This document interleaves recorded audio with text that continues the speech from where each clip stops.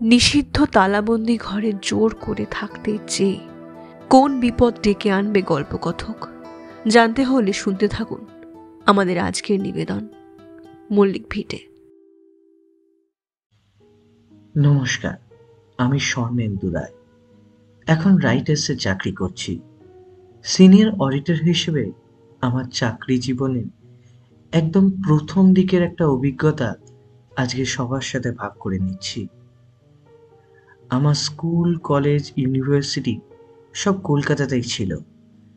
Masters শেষ করার পর বিভিন্ন সরকারি পরীক্ষার মাধ্যমে অবশেষে ভাগ্যের চাকা ঘোরে পাশ করা ৩ বছর পর ক্লার্ক হিসেবে জয়েন করি একটা সরকারি দপ্তরে। কিন্তু চাকরির প্রথম দিকে আমাকে চলে যেতে হয় হাওড়ার একটি প্রত্যন্ত গ্রামে। গ্রামীণ পঞ্চায়েত দপ্তরের চাকরি, তাই খুব ছোট্ট একটা অফিসে মাত্র ৩-৪ জন স্টাফ নিয়ে কাজ চলত আমাদের। হাওড়ার ওই গ্রামটি আমার কাছে সম্পূর্ণ অপরিচিত। তখন এত যোগাযোগ ব্যবস্থা কিংবা সুযোগ সুবিধা বা বেশি মাইনে কোনোটাই ছিল না। হাওড়ার জালালসি নামে এক স্টেশন থেকে নেমে প্রায় ভ্যান রিক্সাতে আধ ঘন্টা গিয়ে তারপর আরও 10 মিনিট কাঁচা রাস্তা হেঁটে ছিল আমার অফিস। বলা বাহুল্য, সেখানে তেমন কেউই পরিচিত ছিল না আমার।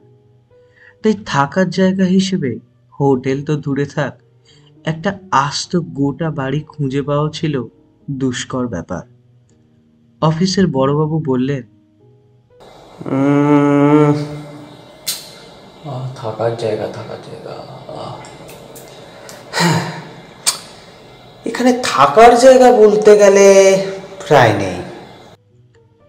তিনি আরো বললেন, মিনিট 15 সদর রাস্তা থেকে বড় রাস্তা ধরে হাঁটলে একটা বহু পুরানো জমিদার বাড়ি আছে, ওখানে একটা ব্যবস্থা হতে পারে। প্রথম কদিন কলকাতা থেকে আসা যাওয়া করছিলাম, কিন্তু ওই লাইনে সারাদিনে মাত্র 4টে ট্রেন চলত। অফিসের পর পুরো সময়টাই চলে যেত যাতায়াত করতে করতে। তাই এক প্রকার বাধ্য হই আমাকে ওখানে একটা থাকার ব্যবস্থা করতে হলো। অফিসের মাঝে ছুটি নিয়ে একদিন চলে গেলাম একটা জমিদার বাড়িতে। বাজারে জিজ্ঞেস করতে আমার দিকে সবাই কেমন যেন অদ্ভুতভাবে দেখতে লাগলো। শেষমেশ খুঁজে পেলাম বাড়িটা। প্রায় 100 বছরের পুরনো বাড়ি, নাম মল্লিক ভিটে। বাড়িতে নিচে মাত্র 2টি ঘর ভাড়া দেওয়া, আর ওপরটা আপাতত খালি। এই বাড়ির বংশধররা সব নানান শহরে ছড়িয়ে ছিটিয়ে রয়েছে। কিসের একটা কেস চলছে বলে কেয়ারটেকার ছাড়া এখন কাউকেই ভাড়া দিচ্ছে না। কেয়ারটেকার ভদ্রলোক বেশ বয়স্ক, নাম ভবানী দাস। তাকে অনেক বলে কয়ে প্রায় হাত পায়ে ধরে দোতলা একটা ঘর ভাড়া নিলাম। তিনি কিছুতেই উপরে জায়গা দিচ্ছিলেন না। আমিও এক প্রকার জেদ করেই উপরে একটা ঘর ভাড়া নিলাম। আমাদের দপ্তর, সদর, হাসপাতাল আর থানা ছাড়া আর কোথাও গ্রামটিতে কারেন্ট ছিল না। সবই চলত ডিজেলে চলা বড় জেনারেটর দিয়ে। তার আলাদা ভাড়া হিসেবে একটা লোক ভাড়ার একখানা ছোট বাল্ব আর পাখা লাগিয়ে দিয়ে চলে গেল। বাকি আসবাব কোনো রকমে জোগাড় করে ভাড়া নিয়ে গুছিয়ে আস্তে আস্তে থাকতে শুরু করলাম ওখানে। সপ্তাহে 5 দিনের ব্যাপার ছিল থাকার। শনিবার অফিস সেরে সোজা কলকাতা ফেরত, আবার সোমবার সকালে অফিসে আসা। বাকি দিনগুলো সকাল হলেই অফিসে চলে যেতাম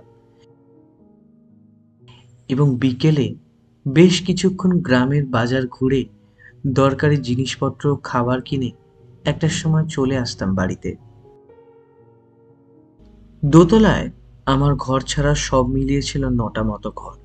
সবকটা ঘরই অসম্ভব রকম নোংরা এবং ভগ্নপ্রাপ্ত।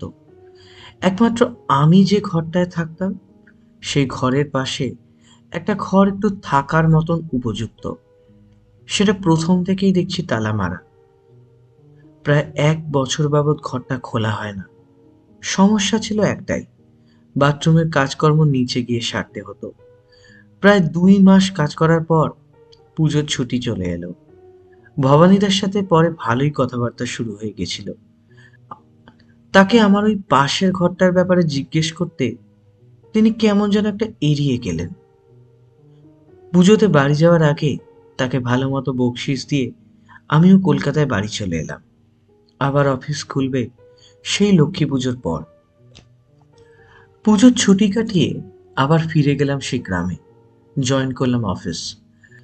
মল্লিক পিঠে ফিরে লক্ষ্য করলাম দোতলায় আমার পাশের ঘরটায় আর তালা নেই। তাহলে ঘরটিতে যারা ভাড়া থাকতো তারা কি ছেড়ে দিয়েছে? ঘরটির দরজা খুলে ঢুকে গেলাম। একটা গরম হাওয়া অনুভব করলাম। অনেকদিন বন্ধ থাকার দরুন গুমট গুমট ভাব, কিন্তু আমার ঘরের থেকে এটা অনেকটাই ভালো। ঘরটার রং প্রায় 10 বছর পুরনো হলেও এখনো বেশ জৌলুস আছে। তার সাথে সব রকম আসবাব, খাট, ড্রেসিং টেবিল, পড়ার টেবিল সবই আছে। ঘরটির সাথে অ্যাটাচ বাথরুমও ছিল একটা। বাইরে দক্ষিণমুখী ঝুল বারান্দা। ঘরটিতে যারা এই কাজ করিয়েছিলেন তারা হয়তো অবস্থাপন্ন শৌখিন লোক হবেন। সব দেখে একটু মনে আনন্দ হলো। ভাবলাম এই ঘরটিতে চলে আসব। যদি কলকাতা থেকে বাবা মা কখনো আসে, এই ঘরটা অনেক বড়, সুবিধা হবে সবাই মিলে থাকতে। ভবানীদাকে ডেকে বললাম আমি ওই ঘরটায় থাকতে চাই। কথাটা শুনে তিনি এমন অদ্ভুতভাবে আমার দিকে তাকালেন যেন মনে হলো খুব বড় ধরনের একটা অপরাধ করে ফেলেছি আমি। তিনি কিছুতেই রাজি হলেন না। আমি তাকে অনেক বুঝিয়ে বললাম যে এই ঘরটি দরকার হলে আরো বেশি ভাড়া দিয়ে থাকবো, কিন্তু ভবানীদা আপত্তি করতেই থাকলেন। কি যেন একটা বলতে চাইছিল, কিন্তু আমি ওনাকে থামিয়ে দিলাম। শেষ পর্যন্ত আমার পীড়াপিড়িতে আর 1 মাসের টাকা অগ্রিম ভাড়া দেওয়ার ওপর আরো 300 টাকা বেশি দিতে তিনি যেন নিমরাজি হলেন। আর ঘটনার শুরু ঠিক এখান থেকেই। 2 দিন পর থেকে সব মালপত্র নিয়ে পাশের ঘরে চলে এলাম আমি। দক্ষিণ দিকের বারান্দা ছাড়াও পশ্চিম দেয়ালে আরো বড় 2টো জানলা রয়েছে। অফিস সেরে বিকেলের দিকে নিজের মতন করে 3-4 দিন ধরে আস্তে আস্তে ঘরটা সাজালাম। সব গোছানোর পর শেষ দিন আর অফিসে গেলাম না। সেদিন সারা দিনটা সময় নিলাম একটু রেস্ট নেব বলে। আগের 3 দিন আর সেই দিন গুছিয়ে উঠে এতটাই ক্লান্ত ছিলাম যে কখন ঘুমিয়ে পড়েছি খেয়াল করিনি। পরের দিন সকালে উঠে যথারীতি চলে গেলাম অফিসে। বিকেলে ফেরার সময় ভাবলাম নতুন ঘরের জন্য টুকিটাকি আরো কেউ একটা জিনিস কিনে নিয়ে যায়। এখন প্রতি সপ্তাহে আর বাড়ি ফেরা হয় না। 15 দিন অন্তর কলকাতা যাই। আসলে গ্রামটা আস্তে আস্তে ভালো লেগে গেছিল। অনেক অসুবিধা থাকলেও গ্রামের শুদ্ধ বাতাস আর টাটকা খাবারে শরীর অনেকটাই ভালো হয়ে গেছিল। তাছাড়া কলকাতার দূষণ আর শব্দ থেকে দূরে থাকাটা প্রায় অভ্যেস হয়ে গেছিল। বাজার থেকে খাবার কিনে ফিরে ঘরের দরজা খুলে আমি যখন ঢুকলাম তখন প্রায় রাত 8টা বাজে। ওখানে রাত 8টা মানে শহরের রাত 1টার সময়। হঠাৎ করে কেমন একটা গরম বাতাস সেই দিনের মতো গায়ে এসে লাগলো। একটু অবাকই হলাম। এই অক্টোবরের শেষের দিকে বেশ ঠান্ডা পড়ে যায় এদিকে। এরকম গুমট কি করে হলো? কিন্তু পরক্ষণেই মনে হলো সারাদিন ঘরের দরজা জানলা বন্ধ ছিল, তাই হয়তো এরকম লাগছে। কিন্তু আমার অবাক হওয়াটা তখনও খানিকটা বাকি ছিল। ঘরের আলো জ্বালতেই যে জিনিসটা আমি প্রথম দেখলাম তাতে আমি খুব একটা অবাক হলাম বলে ভুল বলা হবে। এক প্রকার ভয় পেলাম। যতদূর আমার মনে পড়ে সকালে আমি পুরো ঘরটা খুব ভালোভাবে গুছিয়ে রেখেছিলাম। এটা আমার ছোটবেলার অভ্যেস। কিন্তু এখন মনে হচ্ছে কে যেন ঢুকে সম্পূর্ণ ঘরটা এলোমেলো করে দিয়ে গেছে। চোর ঢোকেনি তো? সবকিছু তন্ন তন্ন করে খুঁজে দেখলাম সবকিছুই ঠিক আছে। তাহলে ঘরটা এলোমেলো করলো কে? কেমন যেন একটা অদ্ভুত খটকা লাগলো মনে। তড়িঘড়ি করে নিচে নেমে ভবানীদাকে ডাকতে গিয়ে শুনলাম সে তার বাড়ি চলে গেছে এবং দুদিন নাকি ওখানেই থাকবে। নিচের ভাড়াটেরা পুজোর পর নতুন এসছে, তারাও বিশেষ কিছু বলতে পারল না। প্রতিদিনের মতন বাইরে থেকে খাবার নিয়ে এসে তাই খেয়ে দিয়ে একটা বই নিয়ে শুয়ে পড়লাম। কখন যে চোখ বন্ধ হয়ে গেছে বুঝতেই পারিনি। মাথার কাছে দক্ষিণের জানলাটা খোলা ছিল। আস্তে আস্তে মিষ্টি একটা বাতাস ভিতরে আসছিল। অবচেতন মনেই আমি বুঝতে পারছিলাম বাতাসটা আস্তে আস্তে হালকা হচ্ছে। রাত তখন কটা বাজে আমি জানি না। হঠাৎ আমি অনুভব করলাম যে কে যেন একটা এসে দক্ষিণের বারান্দাটায় দাঁড়িয়ে আছে। কেমন একটা আস্তে কিন্তু স্পষ্ট আর্তনাদের আওয়াজ আসছিল। এমন একটা কান্না মেশানো আর্তনাদ যেন বুকের ভিতরে ভেদ করে ভিতরে ঢুকে যাচ্ছিল। আমি পরিষ্কার শুনতে পেলাম একটা 15-16 বছরের ছোট্ট মেয়ে ফুপিয়ে ফুপিয়ে কাঁদছে। হঠাৎ করে আমার ঘুমটা ভেঙে গেল। ধরফর করে উঠে বারান্দার দিকে তাকিয়ে দেখলাম কই কেউ নেই তো।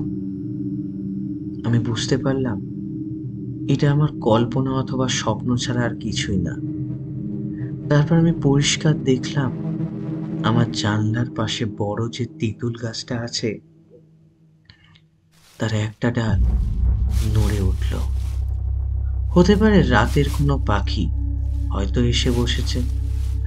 7-5 ভেবে একটু পরে আবার শুয়ে পড়লাম। সকালে উঠে আবারও সেই তৈরি হয়ে অফিসের উদ্দেশ্যে রওনা হলাম। কিন্তু অফিসে বসেও সারাদিন শুধু মনে আগের দিনেই ঘটনাটাই মনে পড়ছিল। খটকা লাগছিল ওইটা কি শুধুই আমার স্বপ্ন ছিল? সেটা ছাড়াও আমার ঘরটা বন্ধ থাকা অবস্থাতেও কি করে অগোছালো হলো। আবার পরক্ষণেই ভাবলাম আমি কি সত্যি আমার ঘরটা গুছিয়ে রেখে এসেছিলাম? হয়তো আমারই ভুল। যাই হোক, আজ ঘরটা গুছিয়ে রেখে এসেছি, দেখা যাক কি হয়। ওই দিন একটু তাড়াতাড়ি অফিস থেকে বেরিয়ে পড়লাম। কিন্তু বাড়ি পৌঁছানোর সময় হঠাৎ প্রচণ্ড ঝড় শুরু হলো। সারাদিন একটু নিম্নচাপ ছিল, সেটা যে এভাবে বিকেলে এভাবে ঝড় বৃষ্টিতে পরিণত হবে সেটা আগে বুঝতে পারিনি। থামতে থামতে প্রায় রাত 10টা বেজে গেল। রাস্তাটি একটা বাড়ির নিচে দাঁড়িয়ে কেটে গেল 4-5 ঘন্টা। ঝড়ের কারণে বাজারেও বিদ্যুৎ নেই, তার উপর এই ঝড়ের জেনারেটর আজ বন্ধ থাকবেই। তাই আরো কটা মোমবাতি আগেই কিনে রেখেছিলাম। বাড়ি ঢুকে উপরে দরজা খুলতেই সেই গরম একটা বাতাস আমার মুখে এসে লাগলো। আমি সত্যি আরো ভয় পেয়ে গেলাম। চারিদিকে বৃষ্টি মুখর পরিবেশ, ঠান্ডাটা আরো বেড়ে আবহাওয়া এখন প্রায় হিমশীতল। তাহলে ভিতরে গরম বাতাস কি করে থাকতে পারে? ঘরে ঢুকে টর্চ জেলে একটা মোমবাতি জ্বালানোর পর পরক্ষণে যা দেখলাম তা আমার কল্পনার অতীত। ঘরের জানলা ভেতর থেকে বন্ধ, আবার ঘরটা আগের দিনের মতো কি যেন অগোছালো করে দিয়ে চলে গেছে। বিছানাটাও ঘাঁটা। এরপর আর স্বাভাবিক থাকতে পারলাম না। আতঙ্কে বুকটা শুকিয়ে গেল। ওই দিন আমার খিদে তেষ্টা সব গেল, কিন্তু রাত্রে বাইরে থাকা বা শুতে সাহস হলো না। কোনো রকমের নাকে মুখে গুঁজে দুটো ঘুমের ওষুধ খেয়ে জানলাটা দরজা বন্ধ থাকা অবস্থাতেই চাদর মুড়ি দিয়ে শুয়ে পড়লাম। যা হবে পরের দিন সকালে দেখা যাবে, তাই খুব তাড়াতাড়ি শুয়ে পড়েছিলাম। চোখ তখন তন্দ্রাচ্ছন্ন। কত রাত হবে জানি না। আমার মনে হলো ঘরের এক কোণে গভীর অন্ধকারাচ্ছন্ন অংশে কিছু একটা অস্তিত্ব বর্তমান। আমার মোমবাতিটাও তখন প্রায় নিভু নিভু, এবং আকাশের মেঘ কেটে তখন উজ্জ্বল চাঁদ দেখা দিয়েছে। ওষুধকে গভীর ঘুমের মধ্যেও সে আগের দিনের মতো একটা মেয়ের কান্নার শব্দ যেন আমার কানে ভেসে আসছে। আমি পরিষ্কার বুঝতে পারছিলাম আমার ঘরের সেই কোণ থেকে কি যেন ফুঁপিয়ে ফুঁপিয়ে কাঁদছে। আমার ঘুম প্রায় উড়ে গেল। এক লাফ দিয়ে বিছানায় উঠে বসলাম। মোমবাতিটা নিভু নিভু ভাবে জ্বলছে। আমি পরিষ্কার দেখতে পেলাম 15-16 বছরের একটা মেয়ে কাঁদতে কাঁদতে আমার দিকে এগিয়ে আসছে। আমার শরীরের সব রক্ত হিম হয়ে আসছে। আমি দেখলাম মেয়েটার চোখ টকটকে লাল, মুখে ও সারা শরীরে ক্ষত, সারা মুখে রক্তের দাগ। ছেঁড়া জামা পরা মেয়েটা আস্তে আস্তে আমার দিকে যেন এগিয়ে আসছে, আর কান্নার শব্দটা তার সাথে ক্রমাগত বেড়েই চলেছে। আমি চিৎকার করতে যাচ্ছিলাম, কিন্তু মনে হলো তার আগেই কে যেন আমার গলাটা টিপে ধরেছে। আমি চেষ্টা করছি কিন্তু পারছি না। আস্তে আস্তে যেন আমার দম বন্ধ হয়ে আসছে। তারপর চোখে সব যেন অন্ধকার নেমে এলো, যেন আমার প্রাণ শেষ। প্যান্টের নিচের অংশ তখন ভিজে গেছে। সেই অবস্থাতেও অনুভব করলাম চোখটা খুলে দেখি একটা অচেনা জায়গা। মাথাটা সাংঘাতিক ভারী লাগছিল। বুঝতে পারলাম আমি হসপিটালে আছি। পাশে একজন নার্স কি যেন একটা করছিলেন।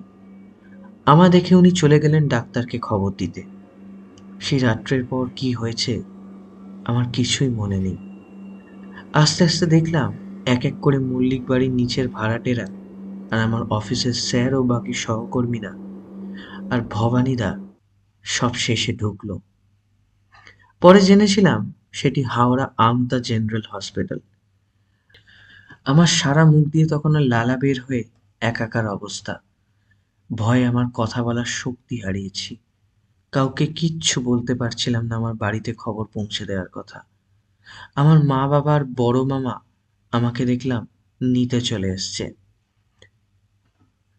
আমার ঠিক হতে আরো প্রায় 6 মাস লেগেছিল, কিন্তু এখনো সেদিন রাতে ঠিক কি ঘটেছিল তার কোনো ব্যাখ্যা আমি পাইনি। পরবর্তীকালে আমি ঠিক হওয়ার পর ভবানীদের সাথে অনেক কষ্টে যোগাযোগ করেছিলাম। কলকাতা মেডিকেল কলেজে তখন তিনি প্রায় মৃত্যুশয্যায়।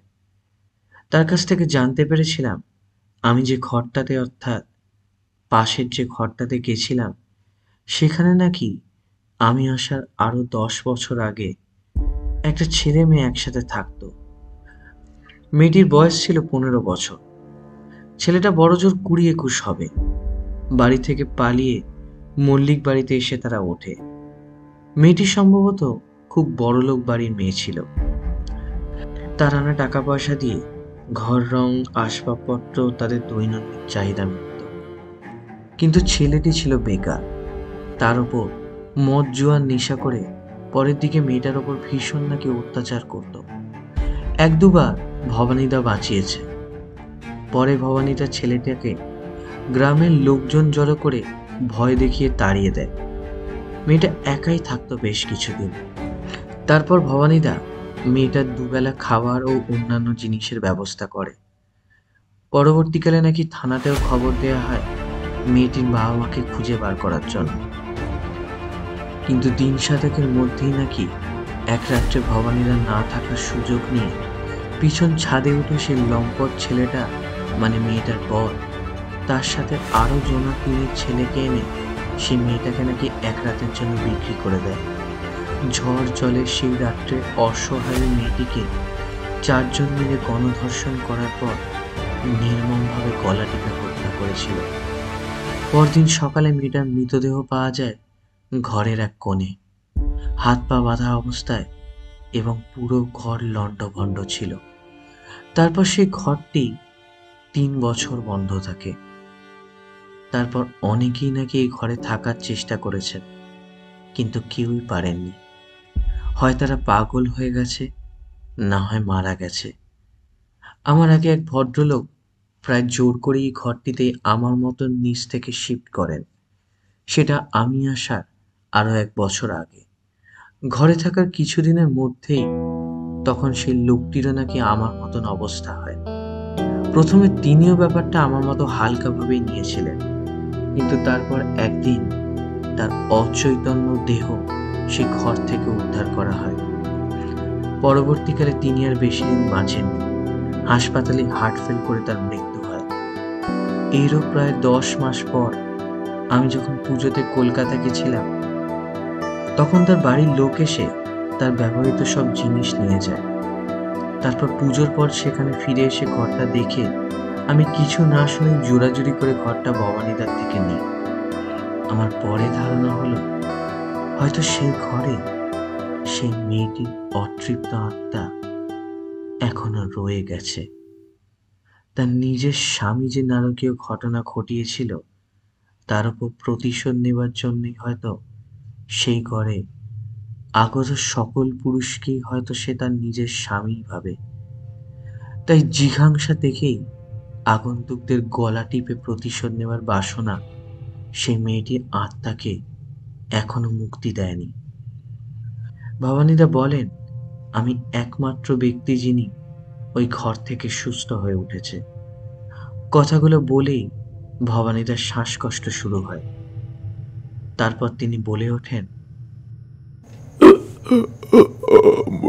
আমার শেষ কাজ